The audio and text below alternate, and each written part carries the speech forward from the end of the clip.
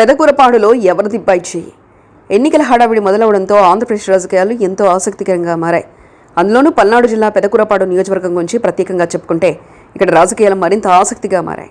టీడీపీకి కంచుకోట అయిన ఈ నియోజకవర్గాన్ని ఎలాగైనా మళ్లీ తిరిగి సాధించుకోవాలని టీడీపీ బలమైన వ్యూహరచన చేసింది.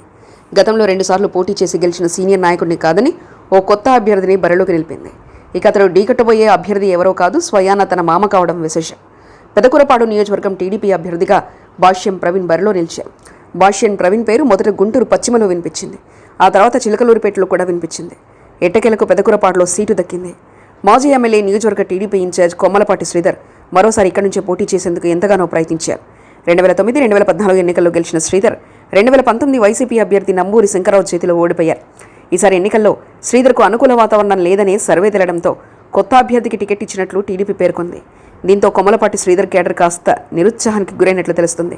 అధినేత చంద్రబాబు హామీ ఇవ్వడంతో అధిష్టాన నిర్ణయమే తనకు శిరోధార్యమని శ్రీధర్ ప్రకటించారు. భాష్యం ప్రవీణ్కి సహకరించి అత్యధిక మేజర్తో గెలిపించేందుకు ఆయన సిద్ధమయ్యారు. దీంతో ఇరువురు నాయకులు కలవడంతో వైసీపీలో కాస్త తడబాటు మొదలైందని కొందరంటున్నారు. అయితే వైసీపీ అభ్యర్థి నంబూరి శంకరరావు అన్న కుమార్తెను భాష్యం ప్రవీణ్ వివాహం చేసుకున్నారు. దీంతో మామ అల్లుల పోరు ఎలా ఉంటుందో అని అంతా చర్చించుకుంటున్నారు.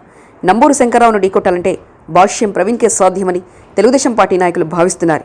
మరి ప్రజలు ఎవరిని ఆదరిస్తారో వేచి చూడాలి. మరిన్ని కథనాల కోసం సబ్స్క్రైబ్ చేసుకోండి మీ అక్షర శిల్పం.